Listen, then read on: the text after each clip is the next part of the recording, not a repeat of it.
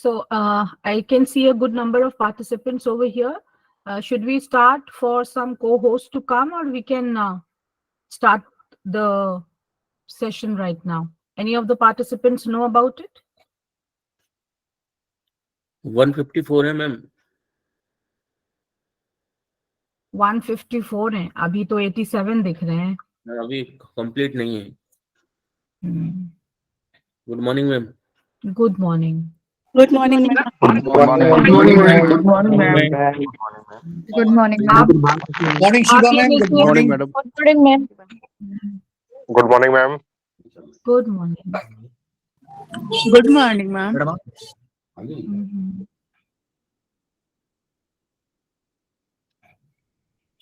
क्या मतलब है?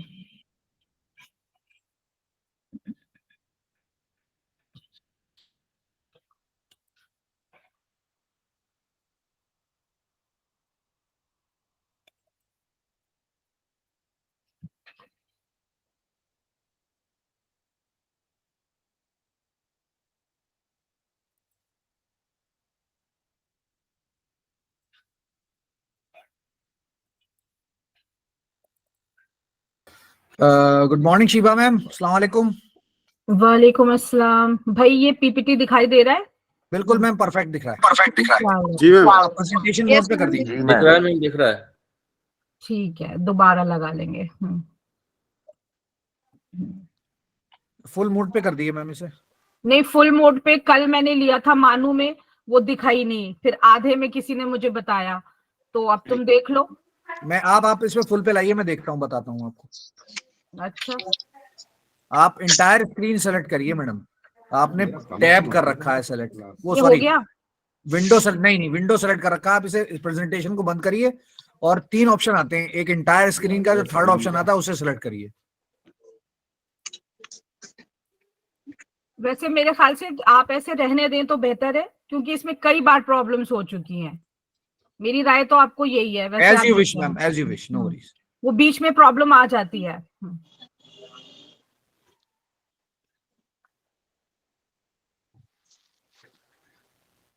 कई दफा मैं देख चुकी हूँ.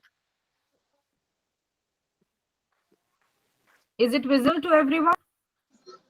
No, ma'am. No, ma'am. No, ma'am. No, ma'am. Just wait. Just No, wait.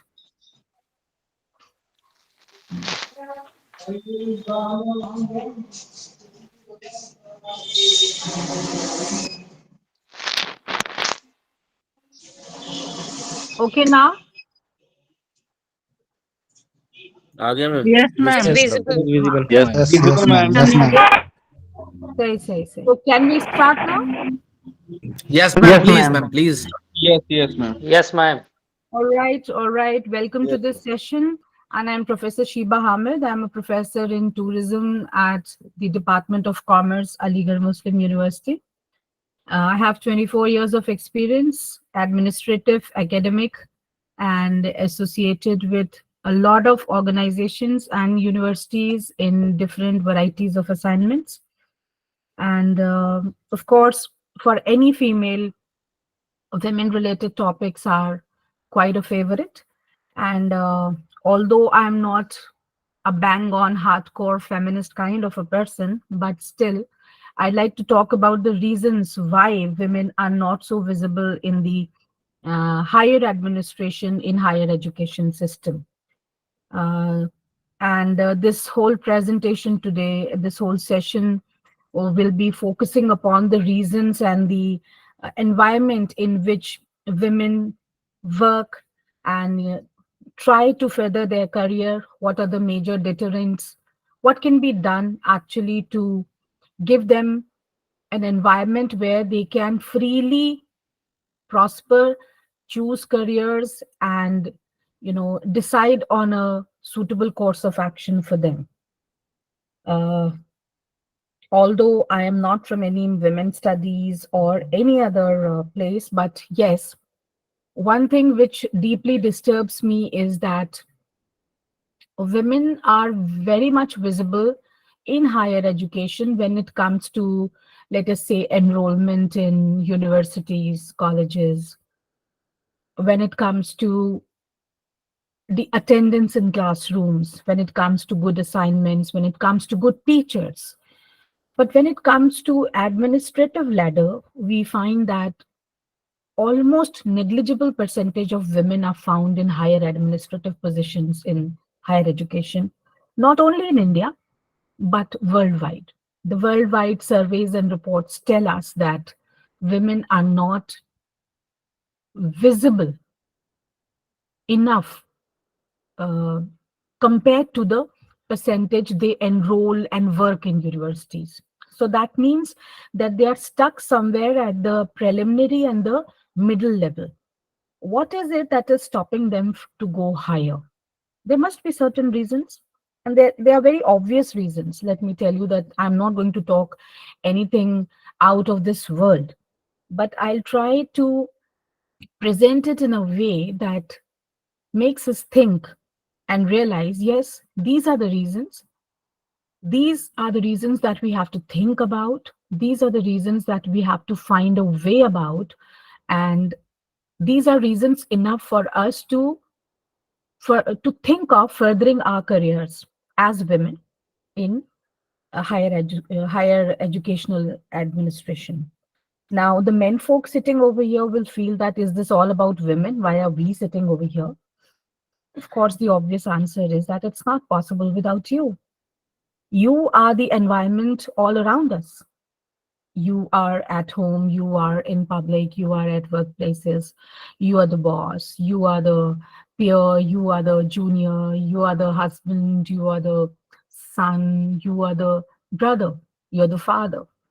Everywhere you are there. So without you, this discussion is not possible, and without you, anything related to women development is not possible. So your contribution, your share is more than the women's contribution itself. So your being here in this session and giving the women an ear to their problems is also very important. I will not call it a sensitization program. I will not call it something like becoming aware of something, because all of us are sensitized, all of us are aware of these problems. The only thing is that we need to sit down in a positive environment and accept the realities, see the realities which are deterrents in the career advancement of women in higher education. Because I'm certainly not comfortable with the standard deficit model, suggesting women have inbuilt competencies. We all cannot deny the fact. Nobody will say that women are not competent. They are competent. But there is a certain lack of confidence, a lack of ambition too. Then there are poor skills for self-promotion. And there's a tendency among women to opt out of applying for higher jobs. Then we have limited external career capital, mobility resistance. It's very difficult to get out of that vicious circle of home and office and home and workplaces. And we just say, oh, we cannot do it. Oh, it's not possible right now. Procrastination, postponing it to a further time. And that postponement keeps on, keeps going on and on and on. And before the time that your fellow men reach a considerably higher position in life, and women are just left at the bottom level, thinking about a suitable time when they can think about their career. So this is the, growing woe in this scene today. So let us discuss that. So I have not still moved my slide. In any case, if you feel that my slides are not moving, let me know. This is the second slide now. First of all, we're talking about women leadership. I hope I am audible to everyone. Yes, ma'am. Okay. Yes, ma'am. Yes, ma'am. Thank you. Yes, ma'am. One yes is enough. Thank Yes, you. Okay, so we're talking about leadership. So let us first learn what is leadership. You can see this red figure over here leading the blue. He's at the front. The way he's walking, his body gesture is being replicated by the followers. So what is this leadership that people follow someone, listen to someone almost blindly? Why is it important? Why do we need leaders, and what are the types of leadership, and where do women stand in there? These are certain standard definitions of leadership. Let me read out for you. Leadership is the art of leading others to deliberately create a result that wouldn't have happened otherwise. Number 2 is leadership is a function of knowing yourself, having a vision that is well communicated, building trust among colleagues, and taking effective action to realize your own leadership potential. This is the definition of leadership. Now, women, all the women folk present over here, please take a second look at it. Keep this definition in mind. Let's all of us keep this definition in mind. When we say leadership, it brings us a lot of images, many images in our minds. Some of our favorite politicians, some of our favorite, academic leaders, some of the leaders that we admire, we idolize, etc. They could be world leaders, they could be national leaders, they could be some people around us. And generally, they are people who are passionate for a cause, pursuing a passionate cause, right? For example, an executive developing a company's strategy to beat the competition. Leaders have to do the right things because they are setting direction. They are building an inspiring vision for everyone. They're creating something new. And leadership and leaders show the way, show the road where you have to walk, where you have to traverse to win, both as a team, as individual, as team, and as an organization. And of course, a person who does this is most often and mostly admired, and kept on a high pedestal. And he seems to be he or she seems to be a very dynamic, exciting, and inspiring person. So this is what a leader is like. And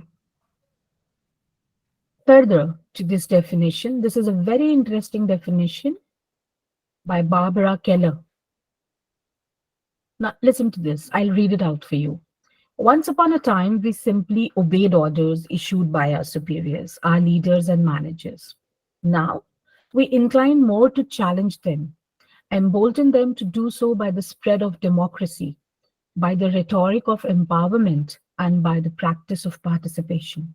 That means the 21st century people, the 21st century citizen, global citizen, is very aware, very demanding, and is interested in asking questions. The evidence of the decline in respect for authority is everywhere. This is true. Earlier, we were so scared of our bosses. We were so scared of our superiors. But it's not so like that. For everyone, for you, for me, for everyone. And everywhere are leaders who labor to lead. The change is cultural and contextual. Very true. It's a cultural change. The more we learned about the realities, the more we realize that it's a democratic country, it's a Republican country. People have the power.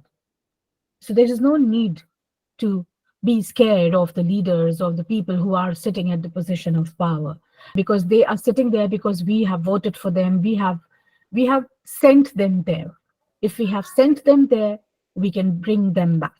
So this confidence has certainly made the global citizen very, very confident, and they're not scared of anyone. Norms are now such that followers demand more and leaders succumb more often. That's true. Leaders have to succumb to the demands of the people in general, of the masses in general. Now, this is a picture again showing what is leadership. The leader has to take the first step. If it is difficult, if it is risky, it has to be him first. It has to be her first. The risk is his or hers. The difficulty is his or hers. That's the price the leader has to pay.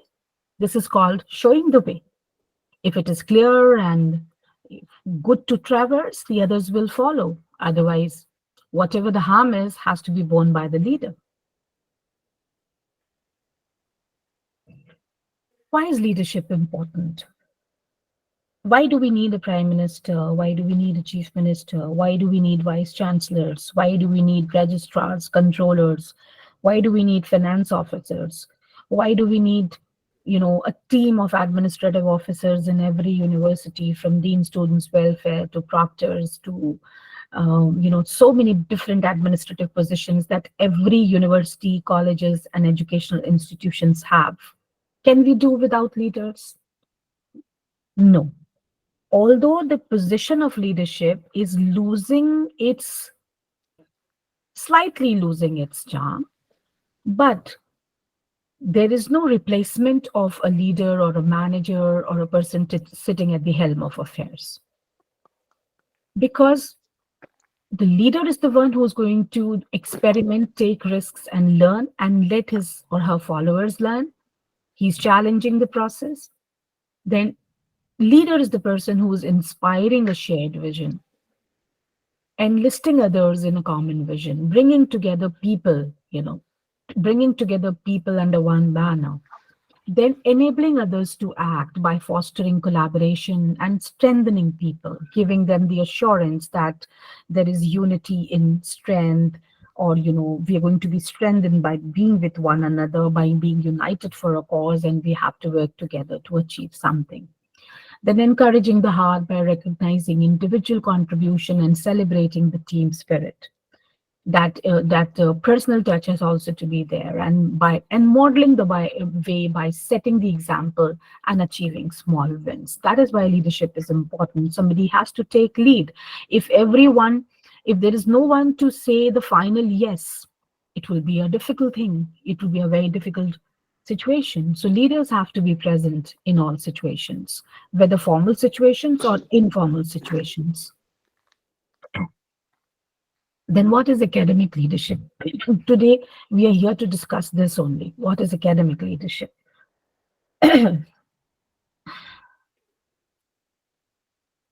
Academic leadership is the force which guides the university as a whole. Administrative positions at senior levels are vested with the responsibility, whether derived by statute, charter, or articles of incorporation, for ensuring that the institution and its members fulfill their educational, social, and ethical mandates. Very true. We know that all educational institutions have, let us say, a kind of a senate or executive council or academic council, etc., where many are members, and they decide for the good of the educational institution. It is by mandate, In a university, leadership responsibilities reside both in the position and with the individual who holds the office at any point in time. Academic leaders, now leaders of the university, those who hold high administrative positions, often it is noted, and it is very noticeable, that they may not be excellent teachers or researchers, but they have the knack for judgment, institutional knowledge, and predictive powers, just like any other leader. And for this trait, for this characteristics of theirs, we find them politically very active. Politically, their presence is of importance, and they're found at almost all administrative positions in the university. They may not be very good researchers, they may not be very good teachers, but they have the political prowess which makes them, which glues them to such leadership positions. Such individuals are usually drawn into the institutional structure through appointment to senior administrative posts, as I said just now. What is unique about academic leadership? Academic world is service oriented. Not any product is being sold over here. It's education that we are giving to the potential, to the enrolled students, without any high profit motive. The main objectives of higher education are production of knowledge through research and dissemination of knowledge, through application of knowledge to meet societal demands. And we know that the structure of educational institution is relatively flat. Almost all educational institutions have similar kind of governance structure. There's a peer culture with a lot of autonomy for the academics. And this education system in which all of us are working is a subsystem of the social system that we live, of the larger ecosystem around us. And higher education is seen as a means for social mobility. It's a very upcoming sector. Slowly and slowly, as far as my observation tells me, that we are going to move towards a system which is presently prevalent in the Western world, the developed countries, the highly developed countries, and where education will be very expensive, but very streamlined. And India still has to mature to a level of meeting the international requirements in education. We have to do away with our old system coming with the NEP and all. So it is definitely seen as a means for social mobility, not only in India, but internationally also. Now, what makes an academic leader? Now, these qualities and these characteristics we are going to repeat throughout the presentation. We know what makes leader: self-awareness, emotional intelligence, social awareness, self-direction, and the ability to motivate, and the ability to get people together at one platform and make them arrive at a consensus also. Now we come to women and academic leadership. Let's come to the pinpoints now.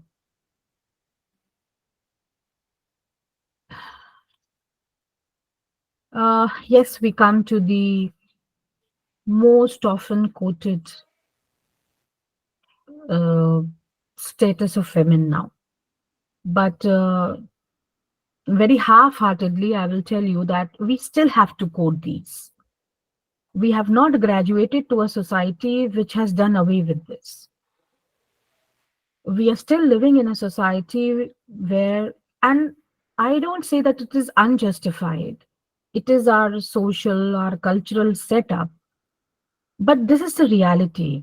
So we have to realize this. We are living in a place where even in the most affluent homes, parents will choose if they have two children and they have to send one abroad, they will definitely choose a boy to send abroad for further studies. It's not only based on intellectual reasons that the boy is more intelligent, or even if the girl is more intelligent, she'll be asked to stay within the country and study somewhere. There are other cultural factors also which the parents will consider, because of which they will not like to send their daughter abroad to study. And it is very true. I don't say that it is completely out of context, but We cannot say that this does not affect the career of women. This does.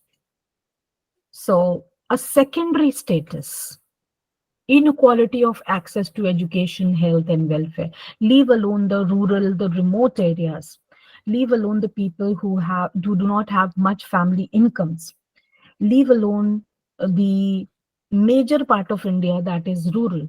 That means majorly there is lesser access of education to women overall, health and welfare too, and violence, impact of armed conflicts, then absence from decision making in the economic sector. Even if the woman is earning, most of the times it is seen that she is not interested in her finances. Even if she's earning very well, the husband handles the finances, or the or the father handles the finances. This lack of interest in the economic zone is also a reason why women do not rise like men in their careers. This is definitely a reason. Then there is unequal participation in the power structures of society. When we have already said that even a very educated and accomplished woman will sometimes not have any knowledge about where her income is going and how is it being invested or how is it being utilized also at home, by the family, by her, whatever. So definitely there is unequal participation in the power structure, not only because somebody is not giving it to her, but she has herself not seeked it. She's just left it. She's never seeked it. There is insufficient mechanism to promote the advancement of women. And this is where we lack. We know these factors. We are very comfortable with these ideas. Any problem? Are you all able to hear me and see the slide? We are at the slide of Yes, status ma'am. of women. Yes, Yes, ma'am. ma'am. Okay. So we are, we've just now talked about women who are educated, accomplished, they're earning well, and still not interested in their investments, their finances, and the utilization of those investments and finances. Now, this is something called being, let us say, very, very foolish. Most of the times at homes, we know that all the ATM cards and the credit cards are with the father, not with the mother. The bank papers, the house papers, the property documents are all with the father. The mother knows nothing about them.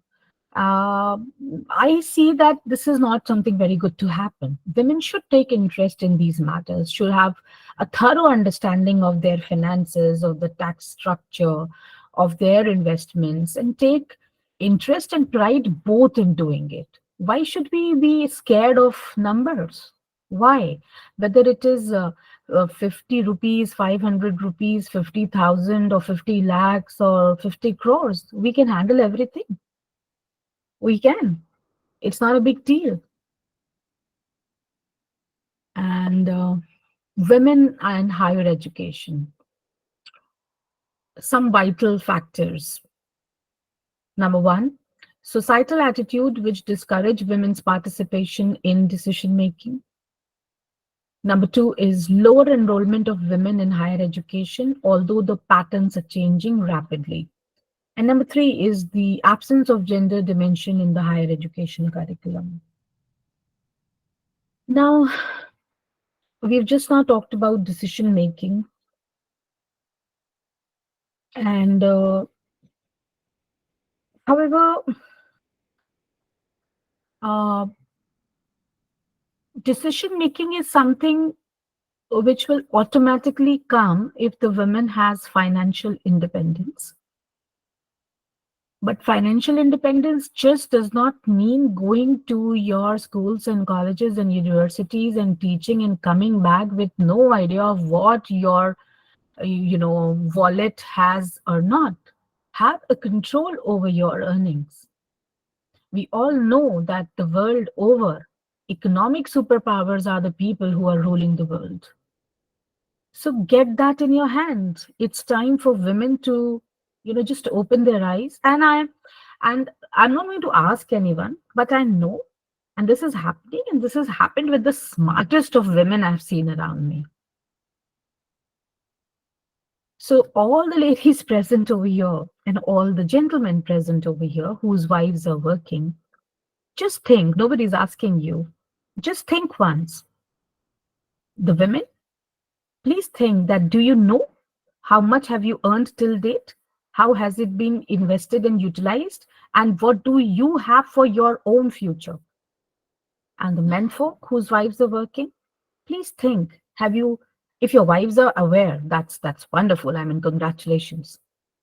But if they're not, have you tried bringing them into the scene? If not, if yes, I mean, you should all get a chocolate from me. But if you have not, just question yourself why. You have to make her independent.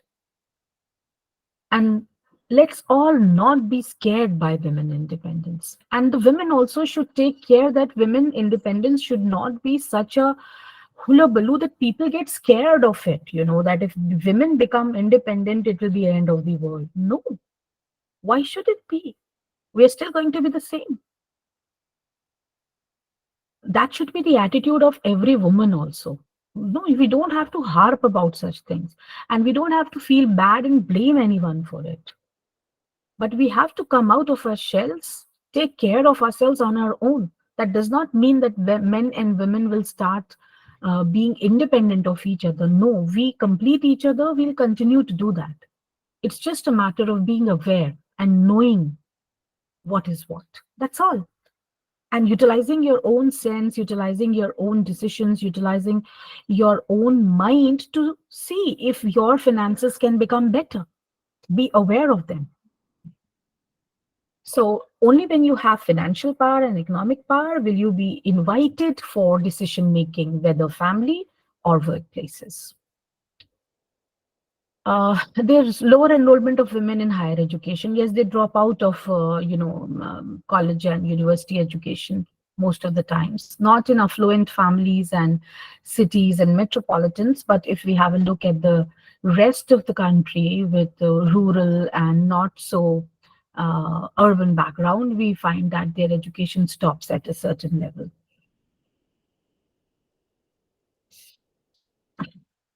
However, we need to take this news with a pinch of salt. Is increasing enrollment enough? Is that all? If women are enrolled in higher education, is that all? Does that make them empowered? Does that make them academic leaders?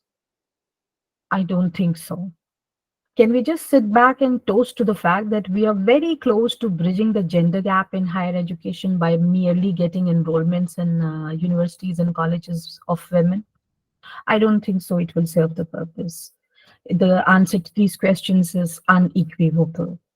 It has to be a systematic, well thought of, and planned approach, which is going to bring women to higher academic administrative positions in higher educational institutions, where a woman who is not only socially, culturally, educationally, qualification-wise, or emotionally advanced and aware, but financially, economically, and all the power-wise aware and equally competent as men. The absence of a gender dimension in the higher education curriculum. This is true. I'm very happy that all these induction programs and refresher and orientation teachers training programs, training courses do have a section, do have some sessions on, women-related aspects. But it is the duty of all women to talk about it in such a manner that does not further create rift between men and women. Rather, all the speakers and the participants should try to understand the right perspective, understand it in the right perspective, and we have to actually bridge the gap between men and women, where we can become friends and, hand-holding is required.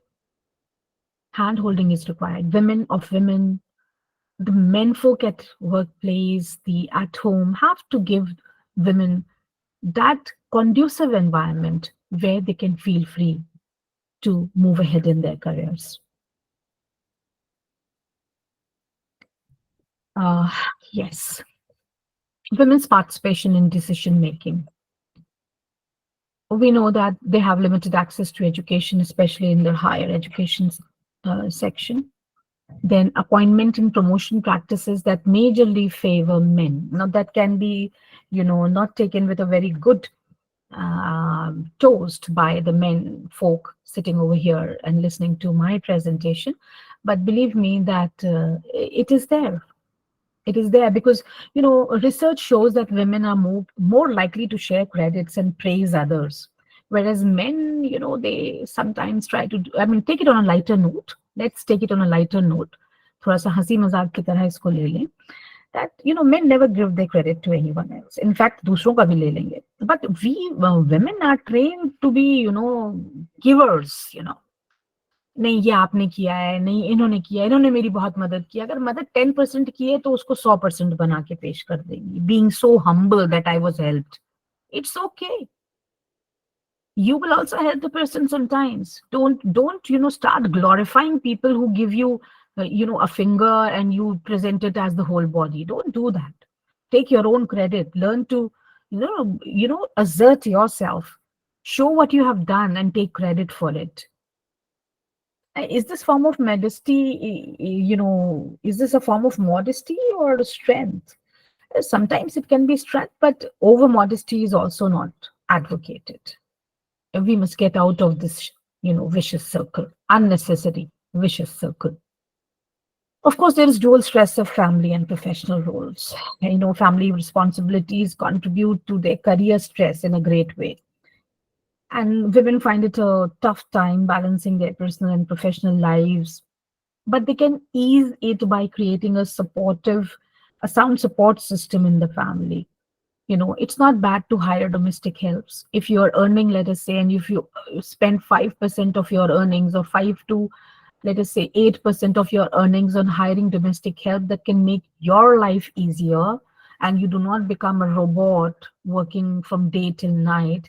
And, at the end of the day, you feel that this job is a curse for me and you become disinterested in it. But you have to work for money, so you do that. So consequently, what happens that you're more interested in home. The workplace only means bringing a pay packet for you. So where are you going to have that career urge at workplaces when you only find it a pay packet, but not a passion? So here only the interest in your job dwindles because you're so bogged down. We are so bogged down by dual pressures. This dual pressure is not advisable at all. You cannot work everywhere. It's not that I'm saying that women should stop working at home. I am also a working woman, and I'm not saying just like that, but I don't know how to prove it, but my home runs perfect by the grace of God. I know what's going on at my place, what's happening at my home. I know what's happening in my office. I take care of everything, but I cannot do it without helping hands. Because my primary duty is doing something which I am getting money for. It's not that, a woman who earns, who is at a higher position, does not know how to cook, does not know how to sew, does not know how to do household work. I've met many high profile women, and they are excellent cooks and their house runs excellent. It's so easy. You just don't have to feel bad about spending a portion of your earnings on hiring help. That's it. That's the only thing that can make your life better. But somewhere in the middle class families or the lower income families, you will find that it is considered even as a taboo, that certain things have to be done by the lady herself. But things can be chalked out well, and that will ease the life of a woman to a great extent. And there are career interruptions with marriages, then women going in the family way, nurturing children, and that's an important thing to do, a very important thing to do. And when I talk about it, what I have experienced and what my experience in life tells me that nurturing children is a responsibility which has to be given 100% of your time and your energies. To some extent, I feel, and I did that myself, that when my daughter was growing up, She was my only priority. I did not do much work in the university at that time. But once she was like 6, 7, it was like, releasing a spring, and I shut myself up and, just started running, because I thought that, I've lost out on 4, 5 years of my life, of my career, not of my life, of course. My life was beautiful when I was bringing her up. And, but then, you somehow can make up if you have a supportive partner. In that case, I will say that, my people at home were very supportive. And most of the times when I see that women who are at higher professional levels, if they have reached over there, you will see that it's not without the support of their,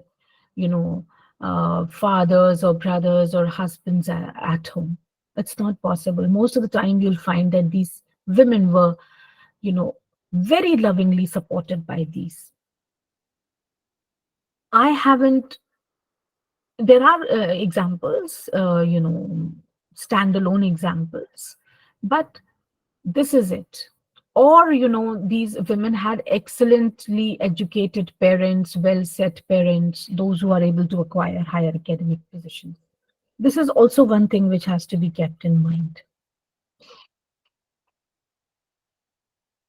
Women's participation in decision making. There is cultural stereotyping that women are not fit to take decisions, and their decisions have not to be relied upon. This is stereotyping. Then alienation from the male culture. Both are very different, male and female culture. And propagation of the glass ceiling syndrome. The glass ceiling, I hope every one of you knows about. Glass ceiling ही तो तोड़नी होती है women folk को. पर आज हम आपको एक glass cliff के बारे में बताएंगे. You listen to that.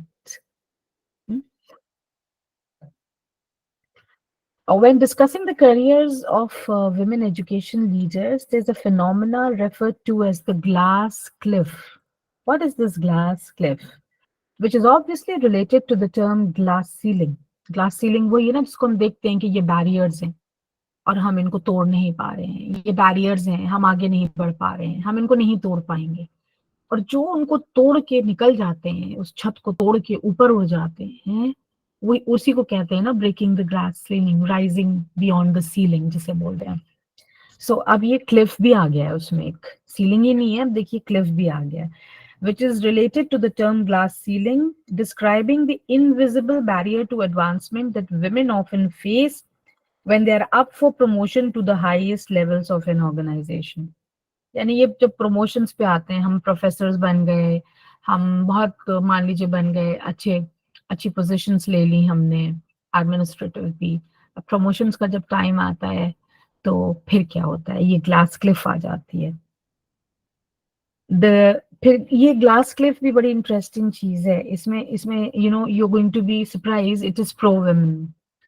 The glass cliff describes the idea that when an institute is in trouble and a female leader is put in charge to save it, she always overcomes the barriers surrounding her and thereby comes out as a solution to the invisible glass ceiling. तो ये जो ceiling है ना, ये Cliff से पहले आती है. यानी कि sometimes it's a situation which is very bad. Men are fighting with each other and things are like that, And there we see a woman who has risen to a position on her sheer grit and determination. She's a woman of substance, right?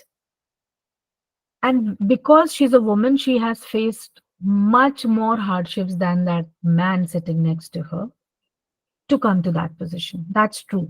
जितना force एक औरत को लगता है एक position तक पहुंचने के लिए, मेन को नहीं लगता.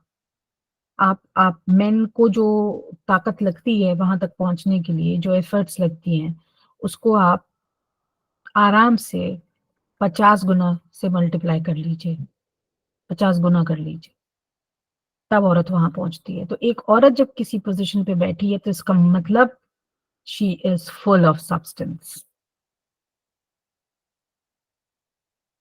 तो वो जो बैरियर्स ओवरकम कर सकती है शायद वो मर्द उतने नहीं कर पाएंगे शायद. This is suppose to be a belief, a thought. So sometimes this happens that a glass cliff approach is taken where women are made in charge of a position which is very messy. So there are, see the extremism in society.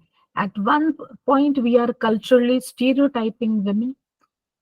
We're talking that they cannot take decisions, their decisions cannot be relied upon. And on the one hand, those women who have actually risen beyond the glass ceiling are taken as, let us say, one more step higher up than the men sitting next to them, because it took 50% more, or let us say 70 to 80% more efforts for her to come to that position. Still, we find that there are inadequate policies and legislations to favor women to come to such positions.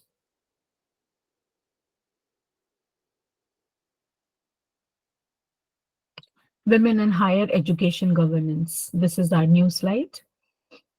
And we see that women in higher education governance have a strong record of academic leadership, excellence in research and teaching.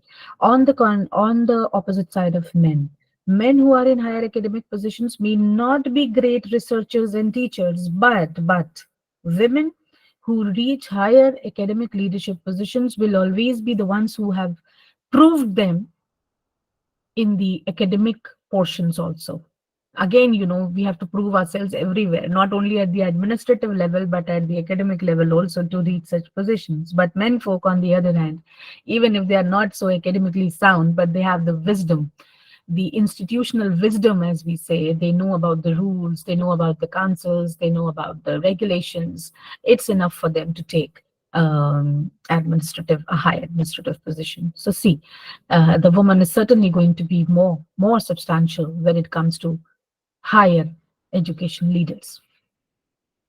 Then they have to have leadership skills like vision capacities, management skills, institutional experience, international experience of higher education. See, the woman has to be, again, her profile has to be 50 times more than that of men folk. Negotiating skills to deal with all stakeholders, and communication skills, if including charisma. Leadership skills and concerns for women's issues. Leonard and Seigel have developed an interesting leadership matrix for women leaders. That matrix explains 4 types of women. Women who have not yet developed any leadership role, women who are leaders but are male identified. This is also true. In most of the times we find that some women who somehow become, well, let me not say that. Some are male identified women. Mostly what my personal experience tells me is that they are those women who will listen to what men are saying and do exactly as they are told in a particular situation. So obviously, the menfolk of the organization prefer such kind of women who are going to listen to them. So even if it means placing a woman at that position, but actual power is in their hands. They can do whatever they want through that woman. So this is also a tendency that promoting these kind of women has become a normalcy now, almost normalcy now, and we can all see it around us. But a woman who has a mind of her own, who knows her job, is often not offered many coveted positions. So male identified women are mostly preferred. Women who identify with women's issue yet are unable to take on leadership's role. This is also true. I've told you since I have begun my presentation, I've advised the women sitting over here is that harping on such issues is not advisable. More important is that when you are in a position to help any other woman, you should do that, which women don't do. That's also a very sad part. A woman, when she reaches any position, finds it, she doesn't find it important to help other women. We must all do that. Then women who are leaders and identify women's agenda as part of their commitment, we have to keep it, but help those women who are hardworking, who are smart, and who have made their own way, or let us say more deserving women. That's it. Next slide is about feminine leadership in academia.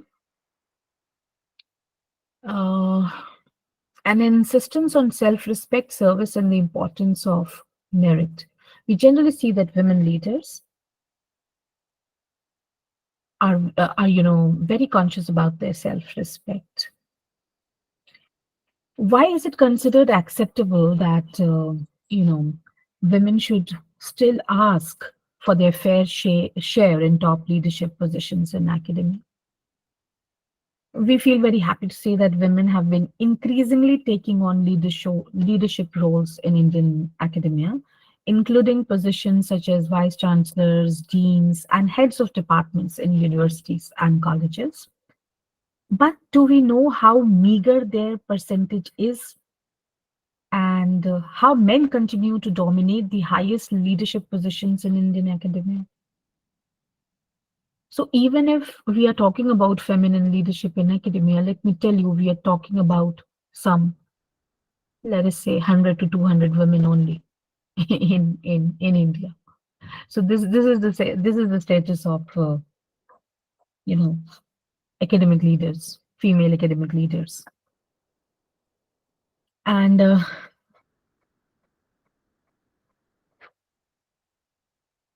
education sector has a preferential status for women in India. Only 5% of the women are working as leaders in Indian higher education system.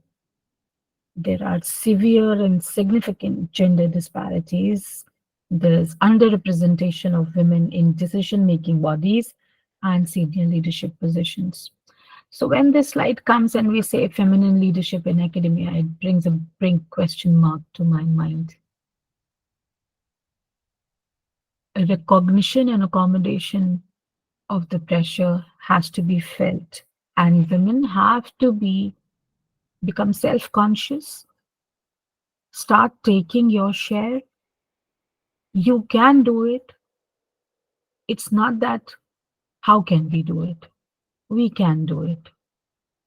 And let's not get stuck at how can we do it. Let's come to the point where we are comfortable. We have agreed that we can do it. Now we have to come to the next step, how to do it, not how can we do it or will we be able to do it? No. The process has to be discussed. Isko karna kaise hai? What are the unique leadership characteristics in women? Caliper, a management consulting firm in New Jersey, identified 4 specific statements about women's leadership qualities. Number 1, women leaders are more persuasive than their male counterparts. अब इस पे मजाक भी कर सकते हैं कि हाँ, because women speak more and nobody can, defeat women when it comes to talking. It's not like that. When we are talking at workplaces, business is being meant. And mind you, dear women present over here, and when you are at workplace, we can't blabber like we blabber at home. No, we can't. We need to know the details. If we are sitting in a committee, we have to come prepared. We have to read all the documents. If we are going to attend academic council meeting, you have to read all the agenda, collect background, make your own notes to be able to speak over there. If you are going in some kind of a grievance committee, you have to know the rules and regulations before making emotional decisions.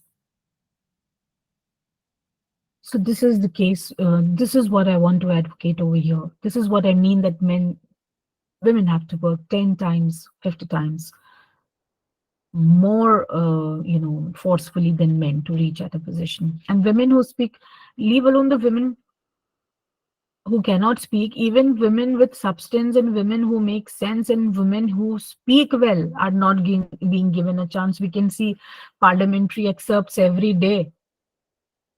We can see the smartest of women are being, stopped from being speaking over there. Not only women, others also, but yes. So the attitude has to be such that we have to learn the gimmicks. We have to learn the system, and we have to learn how to be heard. When feeling the stings of rejection, women leaders learn from adversity and carry on with an I'll show you attitude. We are very perseverant. We have a lot of perseverance. We have a lot of consistency, all women. So this is also a positive thing that keeps us going. If not this time, then next time. But be focused also. Next time means next time. Aim to get it. Don't leave it. Women leaders demonstrate an inclusive, team-building leadership style of problem-solving and decision-making. We are inclusive. We tend to include all people. And this is how we try to show that we are very good leaders. But mind it, dear women, when it comes to making independent decisions, make it, implement it, and don't get scared. Women leaders are more likely to ignore rules and take risks. I don't think so. That's a stupid thing to do. How can we ignore rules? But it is found that sometimes women in an informal situation, within a formal situation, do take advantages of this thing, and sometimes they're successful, but maybe it works for some people. A female leader finds the need, a compassionate female leader will find the need in the community.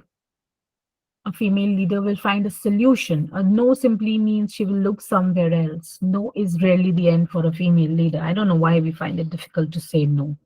Say no if it cannot happen. We face no all the time. So when a situation is not acceptable and you cannot do anything about it, just say a no and finish off. Get off to your next job. But we often find that women feel so bad by saying no that you couldn't do this. No, it was not your jurisdiction. It was not under your power. So you couldn't. A female leader will collaborate until she finds the resources she needs. They're great collaborators. And women, are ready to share their wealth of time, talent, and resources. Whether some people are or not all people are. So be mindful of that also. What you have created is yours. And with whom you're going to share it has to be very, very exclusive. A female leader finds the money. Women recognizes that one group may provide the labor while other will provide the funding. Okay, that may be true that women are more, they can investigate more and find a way to get things done. The bottom line is that a compassionate leader inspires and empowers others along the way, but more compassion means that people are going to take advantage of you. So have a balanced approach. Why are so few women in senior administrative positions in higher education? We have been discussing that. Let's see further too.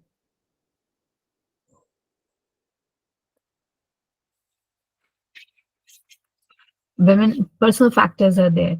Low self-esteem amongst women, low career aspirations, feeling intimidated by male competitors, conflict between affiliation and power, lack of skills for handling discrimination, and reluctance to accept responsibility.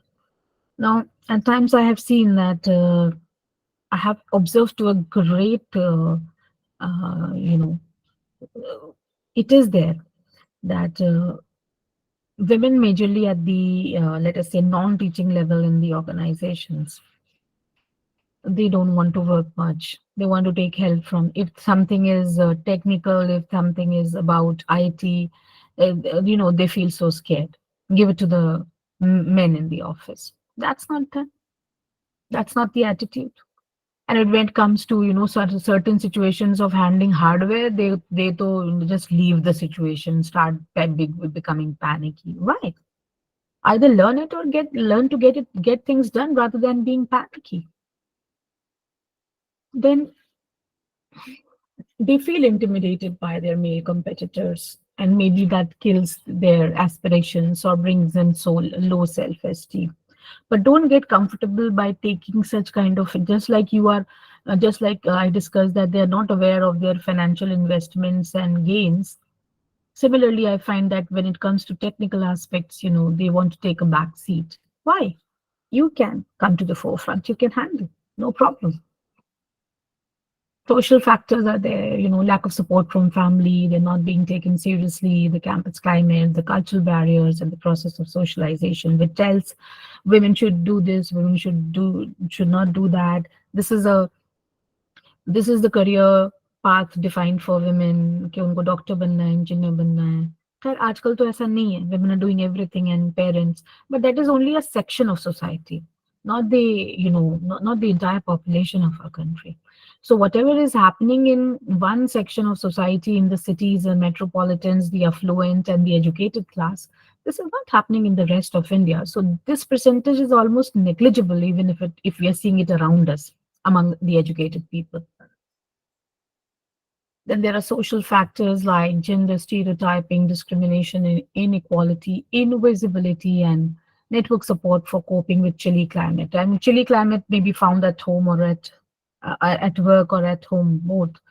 And if there are no supporters or compassionate people around you to help you cope with that, it can be very detrimental for the mental health of women, because they're already bogged down by dual role factors, balancing work and home. And if the climate is chilly, if the people are not supportive, believe me, it's let me use the word hell. I will say it is hell.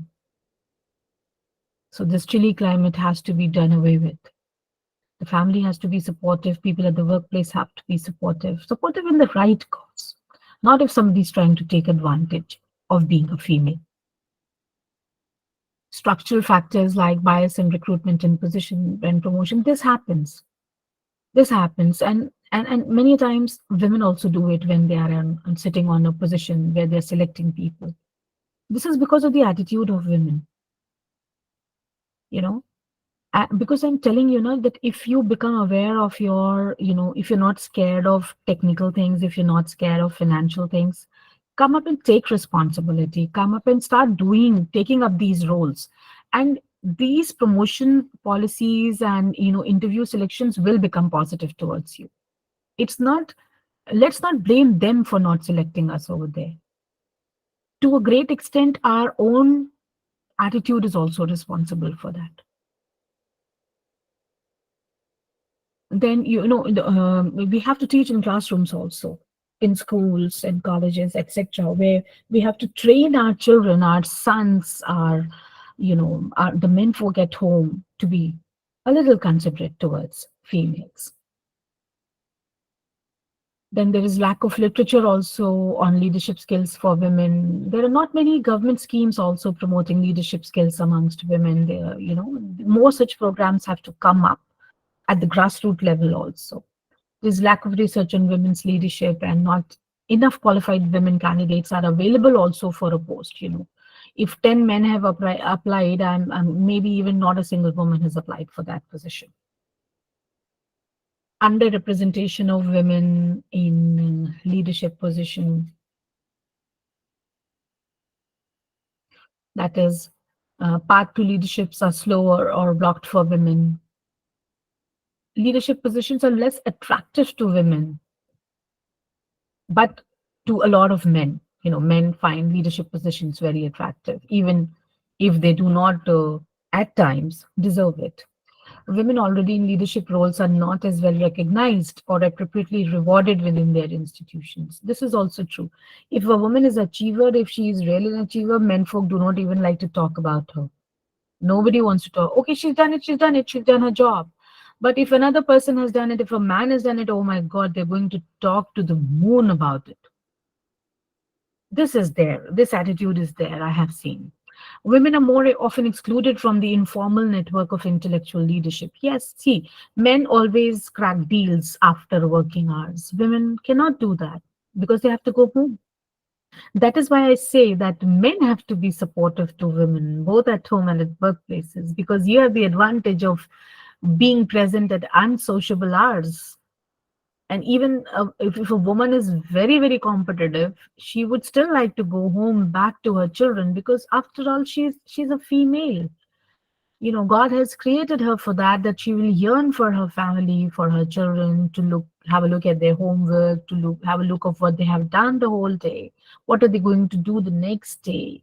She has been created like that. So if you are available at unsociable hours and you are utilizing that unsociable hour, the off office hours, for your advancement, imagine a world where women would be doing the same. will come at a position where homes will be broken. So I think it's a very good advice for men to be supportive towards women. Why do we want women as leaders? Just to bring in equal representation and utilize their unique perceptions and strengths. It's like having a different recipe to the age-old dish. Having a say in policy making, participate in decision making, because women are equally gifted and talented, and that has to be utilized. It should not go wasted. They are role models and they bring a focus on gender issues. How to bring in more women into leadership positions? Of course, there has to be a plan of action. So, formulation of women-friendly policies by institutions, change policies that are restrictive for women. There are certain things which are restrictive for women and that they have to be done away with. Then publishing of data is also very important. Unless there is statistics in front of us, we'll be surprised, because I am seeing that everybody around me in my whole colony is very educated. They are giving very good education to their daughters also. They're giving her all the love and the compassion, and all the support system is provided to her to grow. But that's a very meager percentage. I must realize that this whole colony or this whole area or this whole region is not the world. So data is very important for us to know the actual situation. Then we have to keep a directory of qualified women, so that these women are contacted to become role models and idealize other women and give them pep talks and give them talks like TEDx or something like that, and they become role models for other women to follow. Then we need to have women on selection and promotion committees, so that they can see that women are, if there are some potential women for the position, they should be handheld. Then sensitize selection committees for non-sexist interviewing. That's also very important. If women deserve it, give them.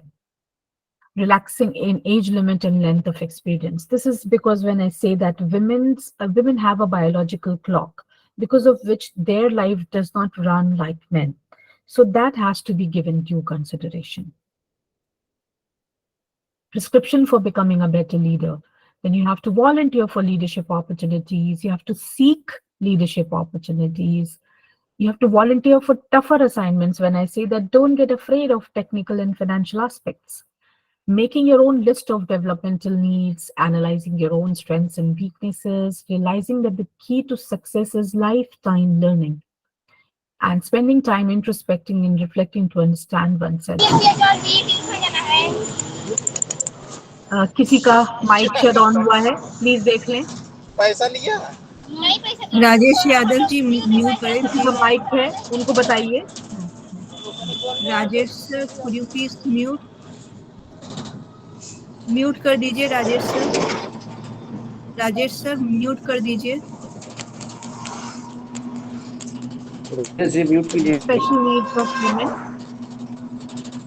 Physical needs and that we need to be protected from harassment. Then proper security has to be there. Provision of scholarship, fellowship for financial aid, physical fitness, conveniences and washroom facilities are also very important. Social needs like awareness of rights, communication skills, interpersonal relations. Esteem needs like confidence building, awareness of self-worth, opportunity of free expression and self-identity. Autonomy needs like decision making, sense of independence, economic independence, and self reliance. If sorry any of ma'am. the co hosts ma'am can he आपकी be put आवाज से on ज्यादा mute? शोर की आवाज आ रही है। Please आपकी आवाज से ज्यादा शोर हाँ, की ये आप आवाज सही आ कह रहे हैं।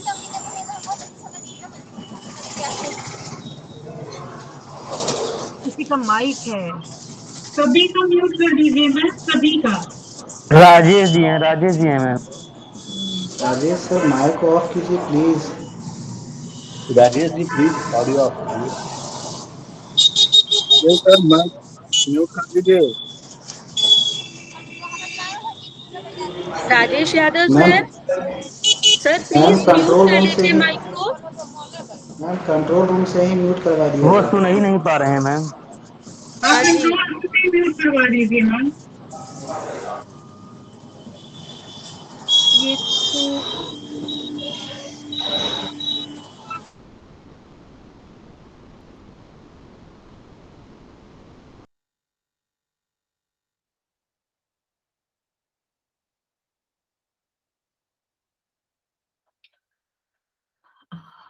How to empower oneself. I don't know whether you're able to hear me or not.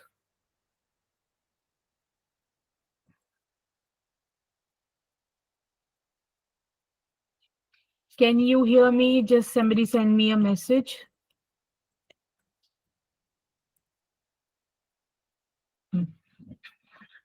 Okay, okay. Thank you, thank you, thank you, thank you, thank you. Slide is visible. Okay, okay, okay, okay, okay. Thank you, thank you. All right, all right, all right. So here I am, how to empower oneself by developing skills needed to take responsibility, taking and sharing responsibility, developing effective network of information and influence, and helping others in the team to acquire the personal skills needed to be effective and enhance personal and team creativity. Then how to empower oneself, the same kind of slides, You have to maintain a healthy balance between work and personal life. Enjoy the job you do. Must have a desire to excel, etc. We discussed this slide before, how to bring more women into leadership positions. There are issues and problems as women administrators, like work-related problems. Then there's also a feeling that there is dissent on the part of women to follow or take instructions from a woman administrator. This is there. When a woman is head of the institution, the men working under her find it a very difficult situation, and they detest that situation and show it here and there. Those things have to be managed very skillfully. There's male chauvinism in some male staff, not all. Sometimes the conditions become non-congenial. For example, sometimes people think they can get anything done from women administrators. You can fool her, you can ask her to do anything out of the box. That's not possible. They find it difficult to be a subordinate, and to obey women administrators. Women workers always expect sympathetic attitude. It is expected from them. There are unfair practices at the management and government levels, absence of proper interpretation of values, and lack of moral value education. And women administrators sometimes cannot socialize with the male management for obvious reasons. There are gender-related problems, like people do not take women seriously often. There is improper appreciation. The government or the authority or the university do not pay adequate heed to such issues. This is there. You may have internal complaints committee, grievance committees, but how much importance they attach to women's security, etc., is another story altogether. What happens apparently and what happens actually is very different. Then there are social problems, like arising out of environmental and social situation. Women find it difficult to move here and there, to talk frankly with others. That's not socially permissible, and that is a deterrent. Social dogmas are there as an obstacle to any advanced step to be taken. Self-related problems. Now, this is most important. This is the first step to be overcome. That is, when you feel overburdened with the duties of office, home, and children, there is less time to spend with your husband and children.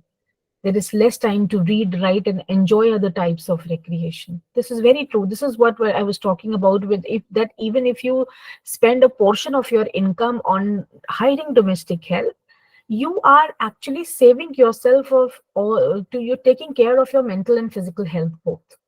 Managing college as well as home during busy schedule. Then being a woman, women feel that they cannot give more time to colleges, when this is true.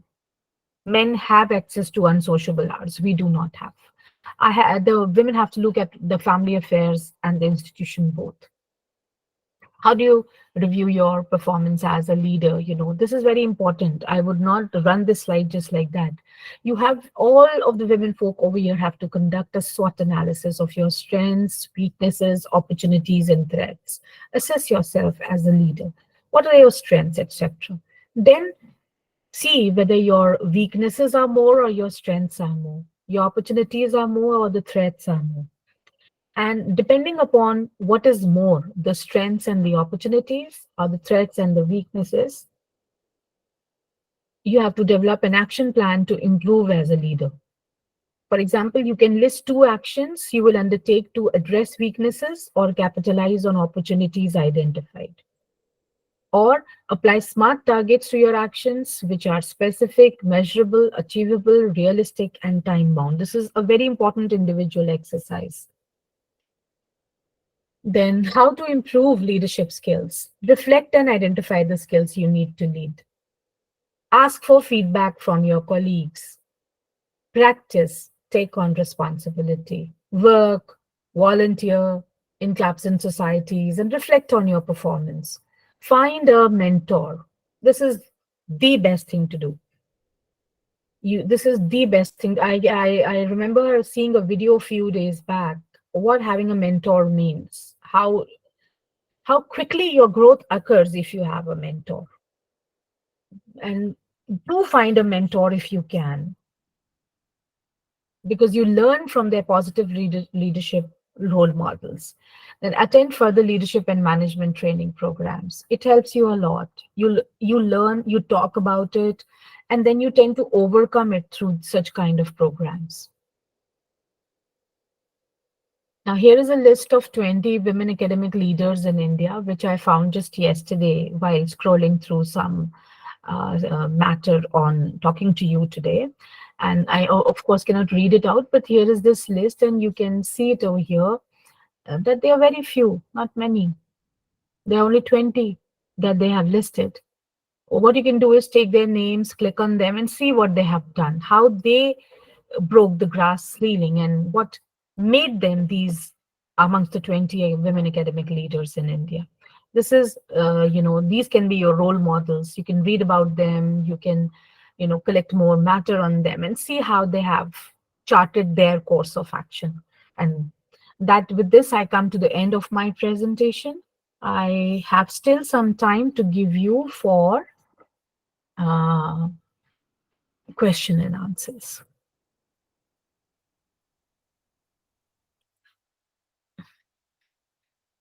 I'll unmute you now.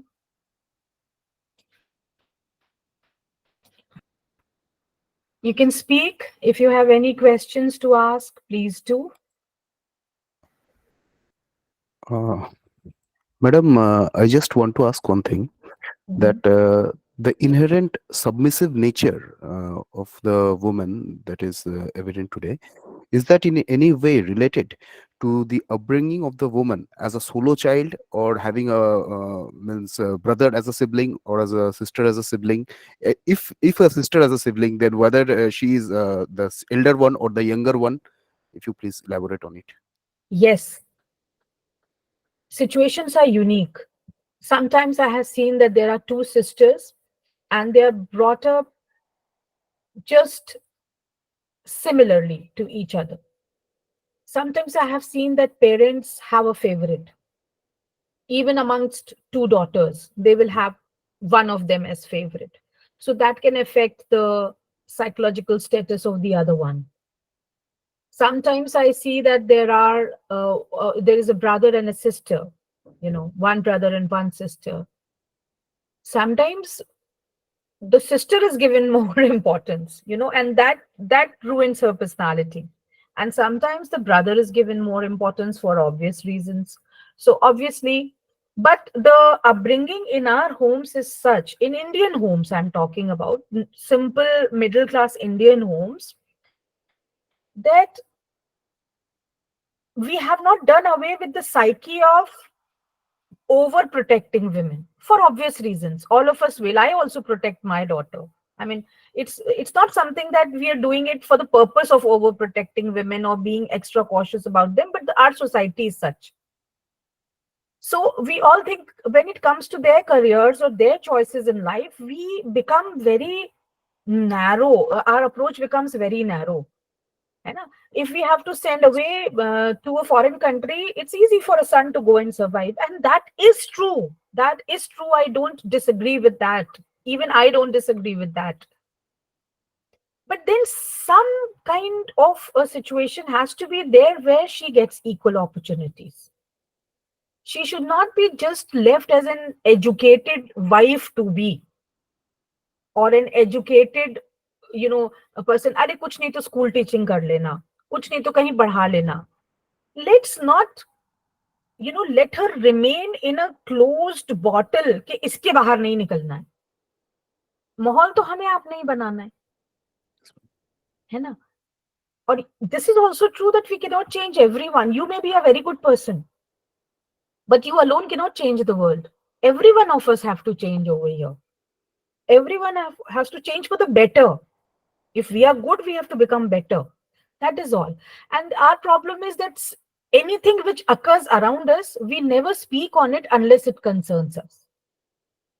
I am not advocating that, you poke your nose in everybody's affair, but sometimes you have to make sound statements at places which may not solve that problem immediately over there, but it can kindle a bulb in the minds of the people.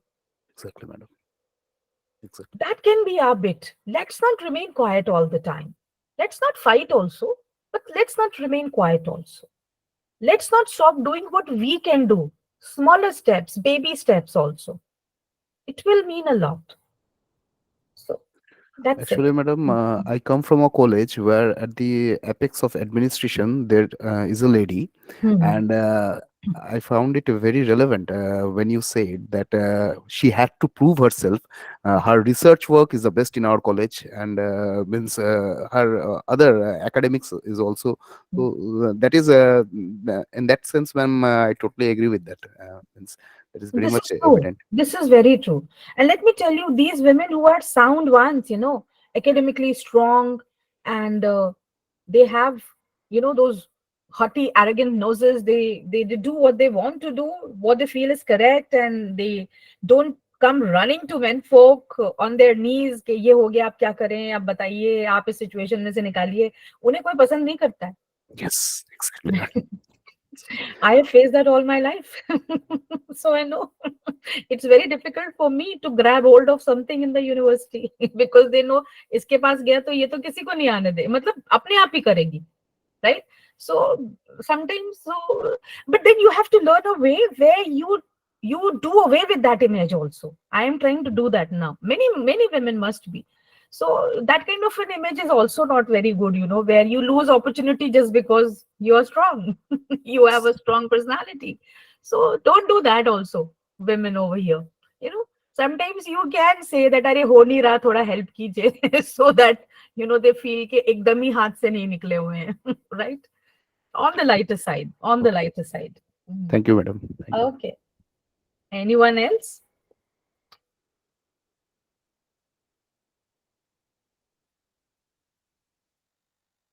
कुछ तो पूछ लीजिए. Ma'am, how do we change societal perceptions? Like, for example, in case if there's a lady at the workplace and there's a man at the workplace, election duty is coming up now. And very often we have to wait down till about 10 p.m. at night. So if the lady says that I have a baby to look after, or I have old parents to look after, or old in-laws to look after, and she tries to move away, go home. So the men normally protest that both are being paid the same, then why should this discrimination occur? But societal perceptions are not the same. I mean, women don't go home and go to sleep. I mean, they have okay. come in for another set of duties. So what do we do about it? See, you need to develop a very balanced approach where you have to choose sometimes. Sometimes, for 2 nights or 3 nights, if your people can look after your children or after your parents, see, we women think that if we are not there in that situation, nothing is going to happen. वहां कुछ होना ही नहीं है अगर हम वहां पे नहीं होंगे. ऐसा कुछ नहीं है.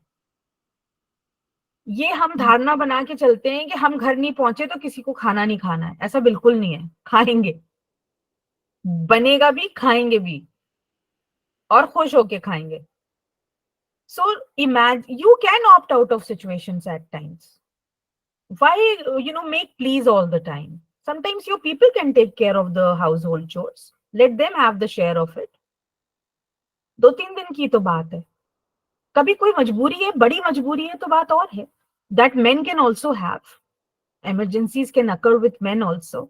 But now let me share with you today. I didn't want to, but since you have asked, my brother-in-law, my Devar, whom I have brought up, who's very younger to us, 10, 12 years younger to me. He had a brain stroke on Thursday. His whole right side is paralyzed and he's hospitalized right now. Now, if I say but I was committed to this program. And I had 2 lectures. I talked to the, host, can I do away with these? Because he's still hospitalized. There is a problem in induction programs. You have to और 2 simultaneous ही देने होते हैं अगर 2 program चल रहे होते हैं. हमने बहुत रीशिफ्टिंग की, सब कुछ किया, लेकिन नहीं हो पाया, करना ही है. कर रही हूँ ना बैठकर. और अगर कहीं आपको मेरे लेक्चर में कमी नजर आई होगी तो उसके लिए माफ कर दीजिएगा, क्योंकि दिमाग तो उधर लगा हुआ है. पर क्या करें, कमिटमेंट इज अ कमिटमेंट. अब यहीं पे अगर हम ना आते तो कितनी बुरी बात हो जाती, और ये होता कि विमेन आर लाइक दिस, है ना. और अगर हम ये सोचते कि हमारे घर में सब लोग क्या सोचेंगे कि मेरा देवर एडमिट है और मैं यहाँ बैठ के लेक्चर दे रही हूँ, मैंने ऐसा भी नहीं सोचा. मुझे पता है वो लोग समझेंगे, वो जानते हैं. हमने अरेंज किया, हमने सब चीजें अरेंज की. इतने टाइम कोई और, मतलब others are there to take care of the situation. We did that. और आपसे फ्री होके मैं वहीं जाऊंगी.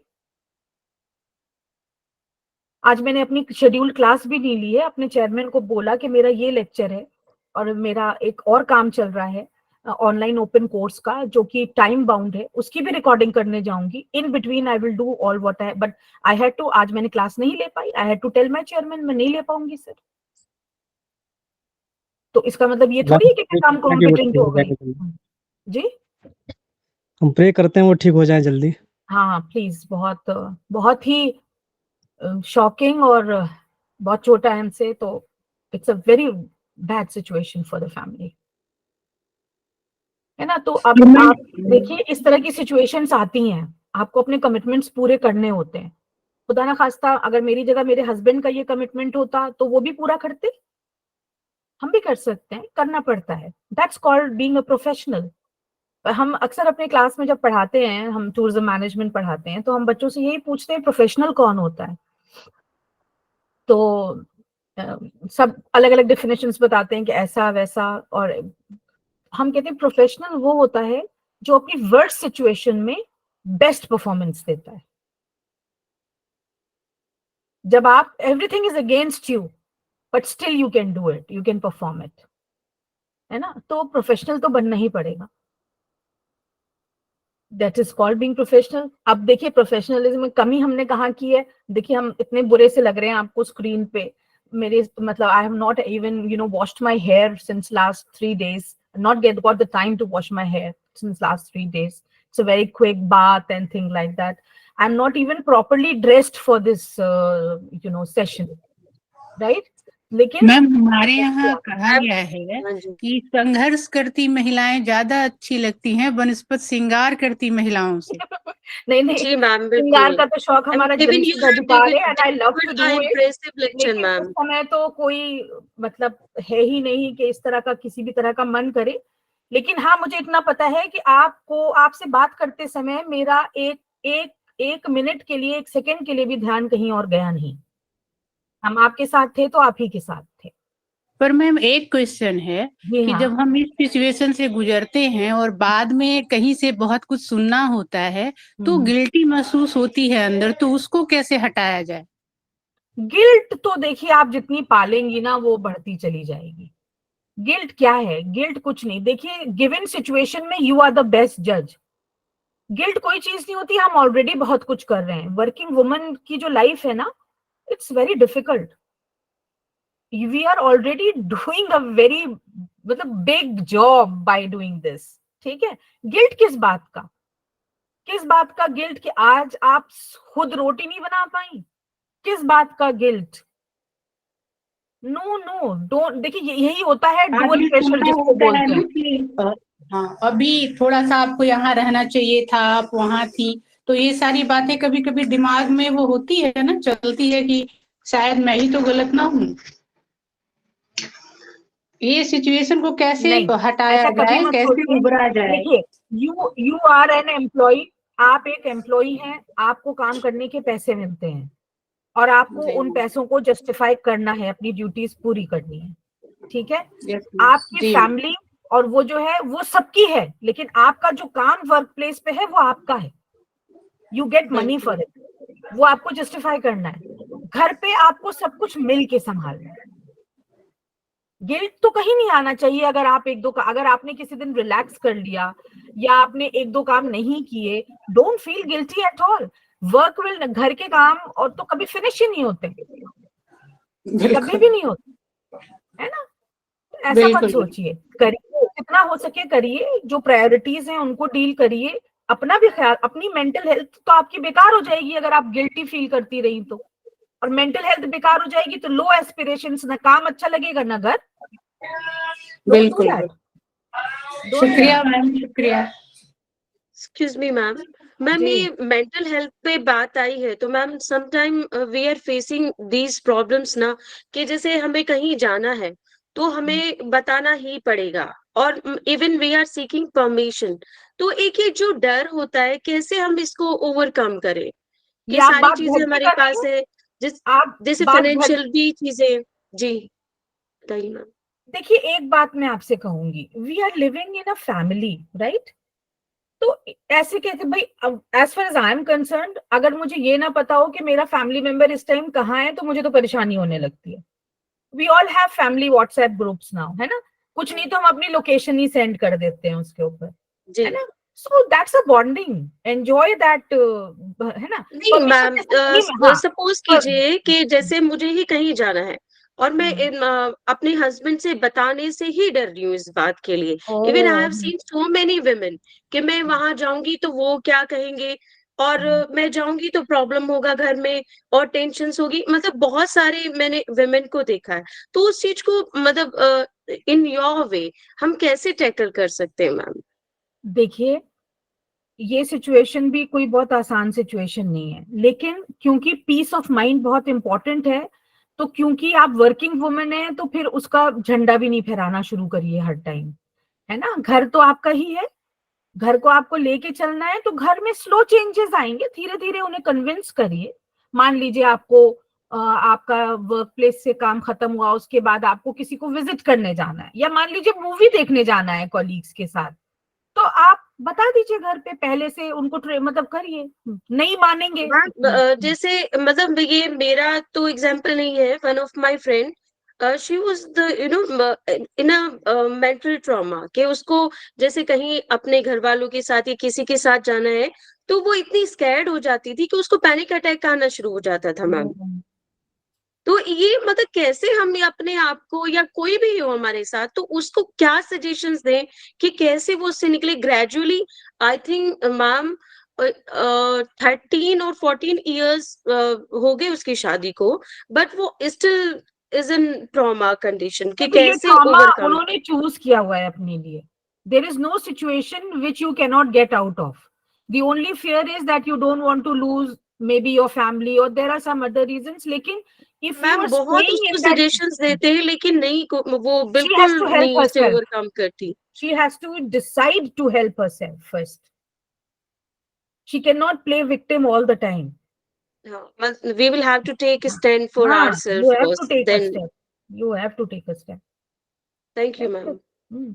Being human is very important, and leading a human life is also very important. You can't lead a life of mental trauma all the time. If that is the case, you have to be brave enough to come out of it. That's it. और भी कुछ? हाँ ये कौन आ Thank गया? you, ma'am. Thank you, ma'am. Thank you. Time is also over. Thank you, ma'am. Leave. Thank you, Thank you ma'am. so much. Thank you so Thank much, you ma'am. so much. Thank you, ma'am. Thank you, ma'am. Thank you, ma'am. Thank you. I'll leave the call now. Thank you. Have a nice day, madam. Thank you, ma'am. Thank you, ma'am. Thank you so much. क्या हो रहा है ये?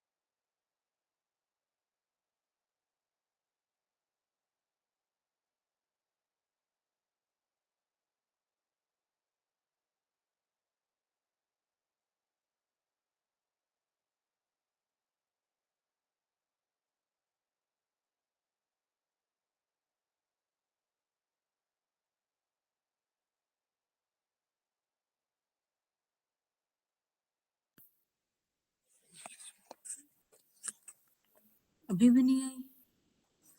मैं वो like वो तो नहीं हो गया, ये बंद हो जाएगा। ये म्यूट था, म्यूट नहीं है। ये म्यूट नहीं है ना? नो अभी आधा उधर से हो गया। अच्छा अच्छा, हाँ क्लासेस हो रही। अच्छा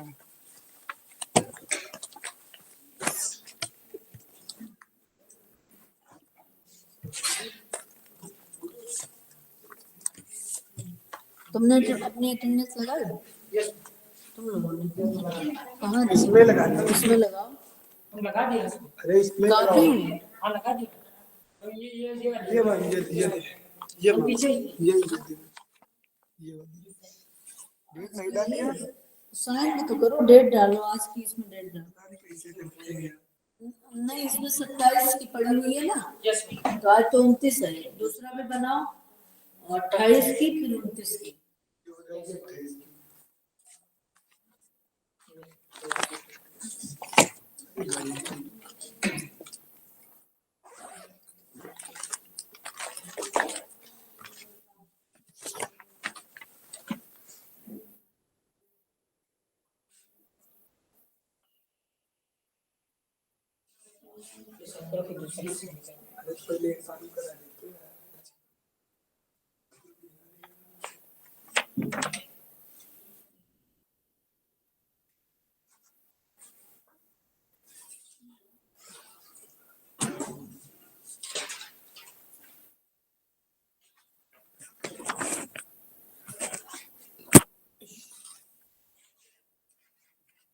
तुम लोग जाओ उधर पीछे बैठो आराम से।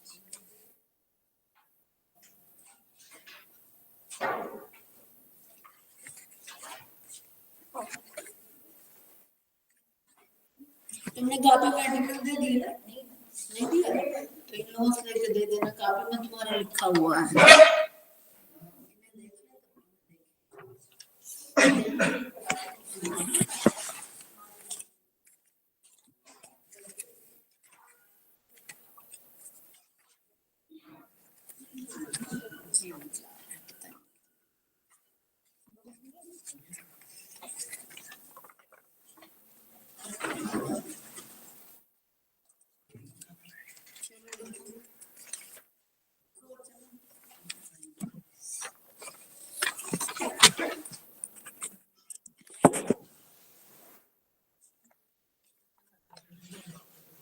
हिंदी निर्गुण काव्य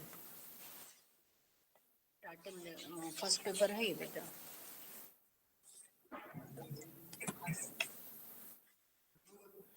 इकाई फर्स्ट लिखो, जल्दी लिखो। देखो इससे संबंधित बुक है लाइब्रेरी में, ठीक है? ये हिंदी निर्गुण काव्य, ठीक है? उसे देख लेना, उससे असाइनमेंट बना लेना खूब अच्छे से। तो वेदी की रखी है। हाँ